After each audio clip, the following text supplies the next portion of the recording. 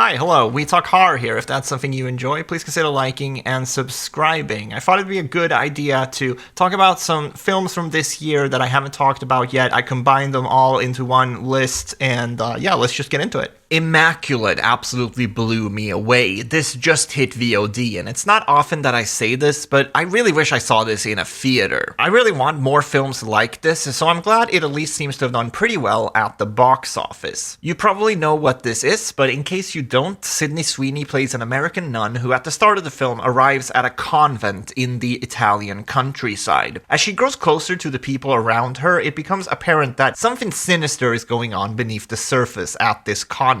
Then she becomes pregnant, even though she's still a virgin, which is bizarre, of course, but what happens afterwards is even weirder. This movie gets crazy in a way that reminded me of 70s exploitation or satanic panic films. Just to be clear, that's not me saying that this is literally an exploitation film or a satanic panic movie, but it has that same unhinged energy to its story. It's shocking, it's graphic, it's provocative in all the best ways. But then it's also such a well-made movie. It looks great with wide shots that really utilizes the gorgeous environment they shot the film in. Sydney Sweeney really shines here as well. I think her performance, along with the gorgeous cinematography, gives this movie a level of prestige that feels like a juxtaposition to its material. I was watching an interview with the director, and he mentioned being a big fan of giallo movies, and that makes sense to me now after having seen the film. Once again, I'm not saying that's because it feels like an old movie or a throwback. It just has an energy to it that we usually don't see from theatrically released horror movies. So I was very entertained by this film because they really go for it. They don't hold back in terms of gore or just crazy things happening, but it also fits into the current space of quote-unquote elevated horror. You know, the type of films that feel really modern and tackle social issues. I also think this movie has a perfect 10 out of 10 ending. It's going to go down as one of the best horror scenes in modern cinema. It is absolutely incredible, and Sydney Sweeney is just proving herself to be an all-time great actress. As you can tell, I'm very high on this movie. I cannot recommend it highly enough, but let's move on for now. History of Evil is a film I knew nothing about other than the fact that the reception to it hasn't been great, and a lot of people have compared it to Alex Garland's Civil War. It was released on Shudder back in February and had this cool poster, so I figured I might as well give it a go. The film starts with an opening text that explains everything we need to know about the world the film is set in. In 2045, a fascist regime has taken over the United States of America, and a group of resistance fighters, simply called the Resistance, are mobilizing under the radar. The main characters are all part of this resistance, and they are trying to smuggle a political prisoner back to their main camp. This newly freed prisoner is traveling with her husband, daughter, and a fellow resistance fighter. I got really into the first part of this movie, where they're driving through these checkpoints, trying to stay undetected from the totalitarian regime that is hunting them. Imagine my surprise when they got to their extraction point and it turns into a haunted house movie. And then imagine me being even more surprised when it turns into a ripoff of The Shining, where the father gets corrupted by the evil spirits in the house. The movie tries to do a lot, and unfortunately these themes aren't meshed together very well. It's a bit of a shame because I do think there's a lot to like about this movie. The world building is really interesting as the daughter works as the audience surrogate. She asks these questions to her mother, like why they are hiding, and her mother says, "It's because mommy wrote a book that made people in power very angry."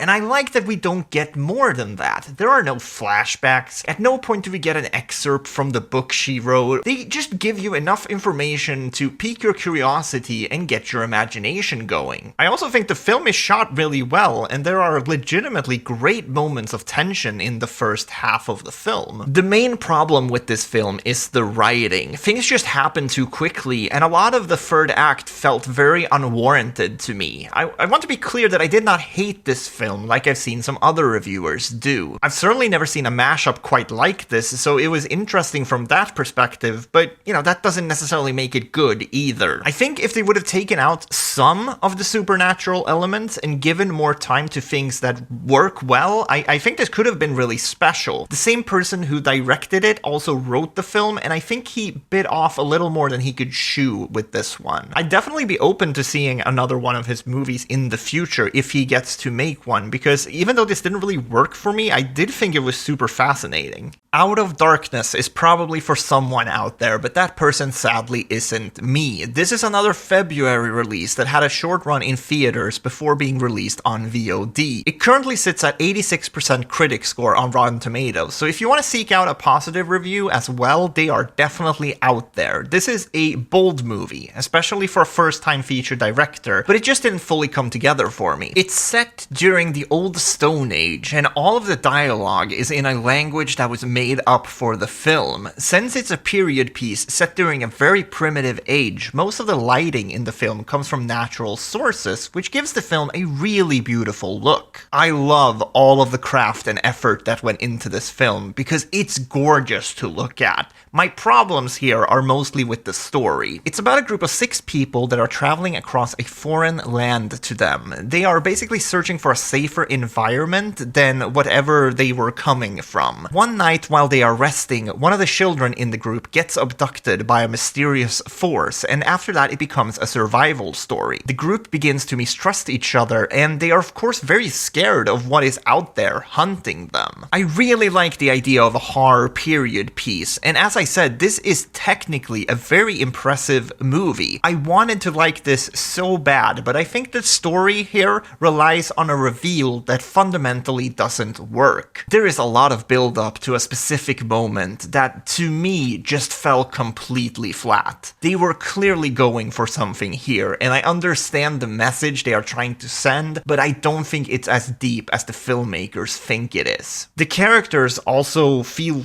weird because they are archetypes that you've seen a million times before this, even though they have this unique spin on it, with it being a period piece. I very much feel like this was done on purpose because of where the movie goes in the third act, but I still think it's a strange choice. And I guess ultimately that's kind of how I feel about the whole film. It left me scratching my head a little bit. So I definitely didn't connect with this film very much, but there are certainly things to admire here.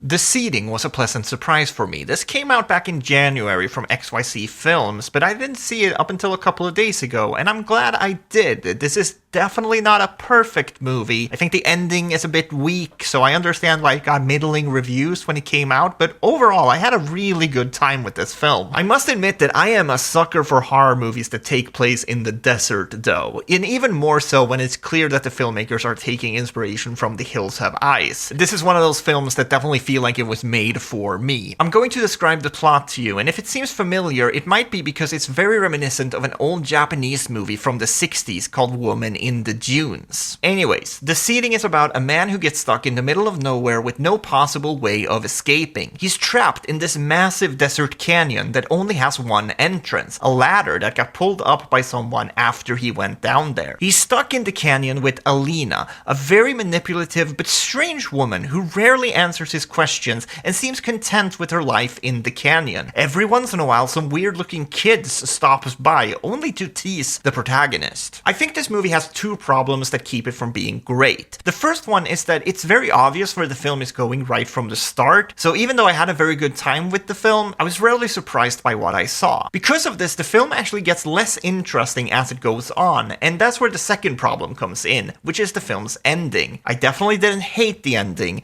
but it's more of a whimper than a bang. That being said, however, I do think this is well worth seeing for the great performances by Scott Hayes and Caitlin Shield. I think Caitlin Shield does an especially good job here at making her character sympathetic, even though she effectively is a villain in the story. And that's not a spoiler, by the way, that's very clear from the beginning. The relationship that forms between the two of them is legitimately really interesting because it's clear that they actually care for each other. And sure, you can brush a lot of that stuff off as a case of Stockholm Syndrome, but I also think it goes deeper than that. Even though the film didn't surprise me very much, I still had a good time with The Seeding. Somewhere Quiet is another film that dropped on VOD early in the year, and it's actually been recommended to me by some of my viewers. I understand why, as this film has a lot of elements that I usually find enticing. It's a slow burn mystery with a fair number of twists and turns, but unfortunately I did not think the slow burn was worth sitting through. It's a shame, because I do legitimately think there's a great story here, it's just handled very poorly in my opinion. The cast is also quite good, but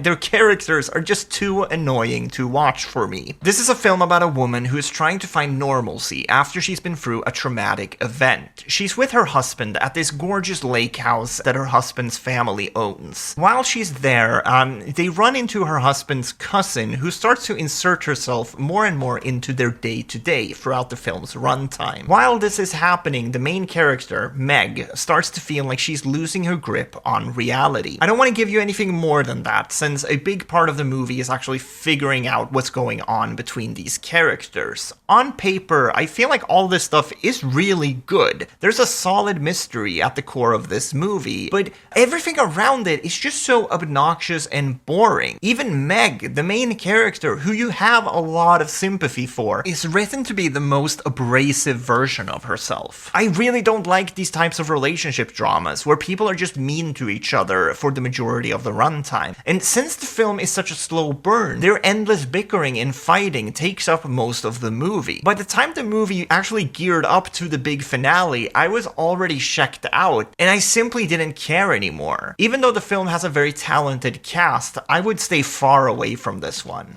ClearMind is a Tubi original that I thought had an interesting premise. I usually skip movies that go straight to Tubi, but this one looked a little more polished than what you usually find on there. I'm not going to spend a ton of time on this one because I don't think it's worth it, honestly. This is another hard skip for me. This is a horror comedy about a group of 40-something-year-olds hanging out on their annual vacation, and they get an unwanted guest that shows up, and she is out for blood. The film has a lot of problems, but the biggest one is definitely its tone and lack of consistency. It jolts between being serious, comedic, tragic, campy, but never actually fully comes across as genuine. The characters are all pretty snarky towards each other, which makes the dialogue pretty grating to sit through. I had a very hard time believing that this was an actual group of friends, since they all seem to hate each other. There's also this element of the film about virtual reality that I'm not even going to begin to explain. It's very bizarre. It's even more bizarre that they're trying to market the movie with that hook, because it frankly feels like an afterthought. None of these scenes have any real stakes to them, and it just sucks the fun out of the movie. I think it's safe to say you can skip this one. Look, I'm not gonna pretend that Baghead is an amazing film. This dropped on Shudder earlier this month, and it's currently sitting at a stable 2.2 rating on Letterboxd. However, I definitely enjoyed my time with this movie, even though I do agree with the general consensus that the film is fairly illogical at times. The premise is pretty similar to last year's Talk to Me. It's about a woman who inherits a bar from her deceased father, and in the basement of this bar, there is an entity that allows you to talk to the dead. You can do this for 2 minutes, but after that, the entity becomes enraged and begins to torment whoever summoned it. The main character realizes that her father had this side hustle going on where he basically allowed people to go down there and talk to their deceased loved ones in exchange for cash. I am sure this was developed around the same time as Talk to Me, but it's hard not to watch this and see it as a schlocky knockoff of that movie. As someone who can enjoy a schlocky knockoff, though, I think this is alright. Most of the movie takes place in this dingy basement, but I like what they do with the space. As soon as they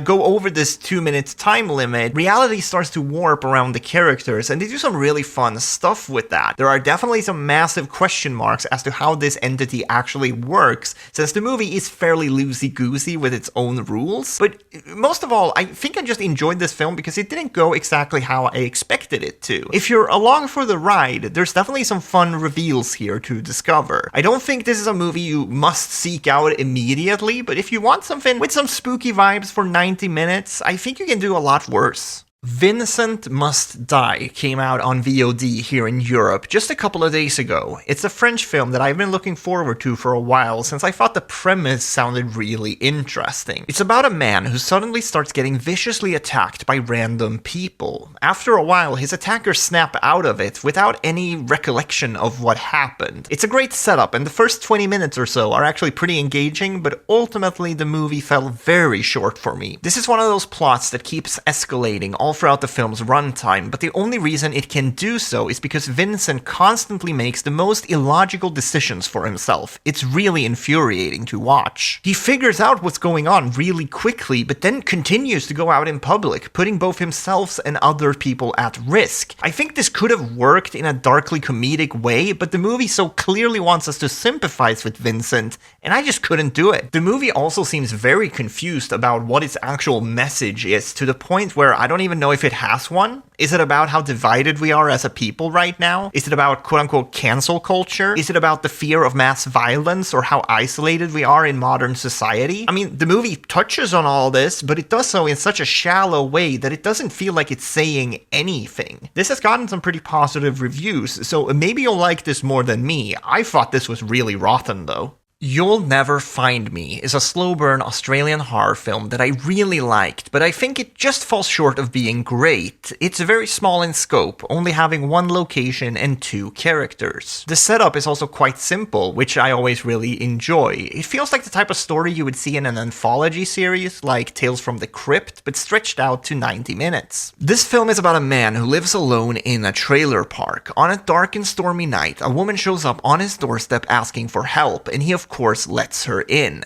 After that, they have this series of bizarre conversations and interactions that leave you feeling very uneasy. I'm gonna be honest, after that the film played out how I expected it to, which was a bit of a bummer since they spend so much time on build-up. If there was something more to this, another story element, or some sort of twist on it, I think this could have been one of my favorite films of the year. I am still recommending the film, of course, but I think it's important to set the right expectations here. What I liked most about this film is that the performances are really spectacular. A lot of information is conveyed by just the way these characters look at each other. There are also great moments of Hitchcockian suspense where the characters are trying to extract information out of each other. I also think the last act is really fun to watch because they manage to get a lot of mileage out of their one location, so it's not like I hated the ending even though I saw it coming. I think this is solid, but you don't really need to seek this one out unless you're like me and love slow burn horror.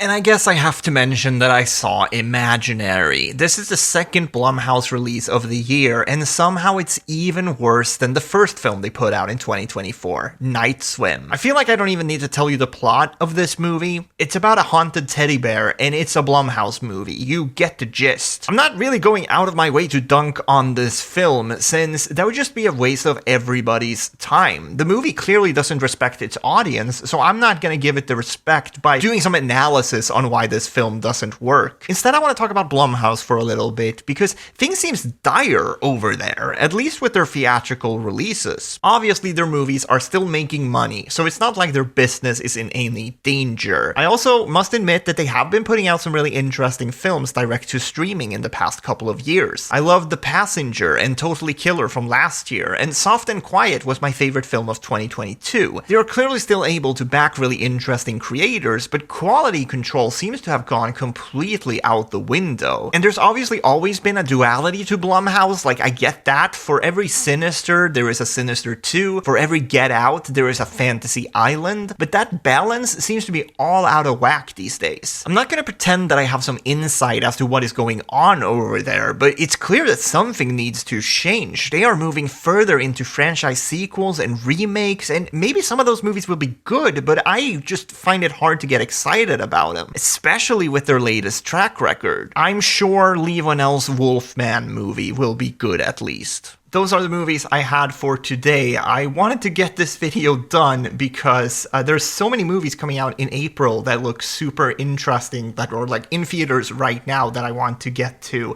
And streaming releases have also been popping off, so I thought it'd be a good idea to like catch up on stuff from earlier in the year and then make another one of these videos in maybe a month or so once I've caught up on all the stuff from April that I want to watch. So yeah, thank you for watching, and I'll talk to you guys next time. Please like, subscribe, comment, all of that, and yeah, I'll talk to you guys next time, okay? Bye.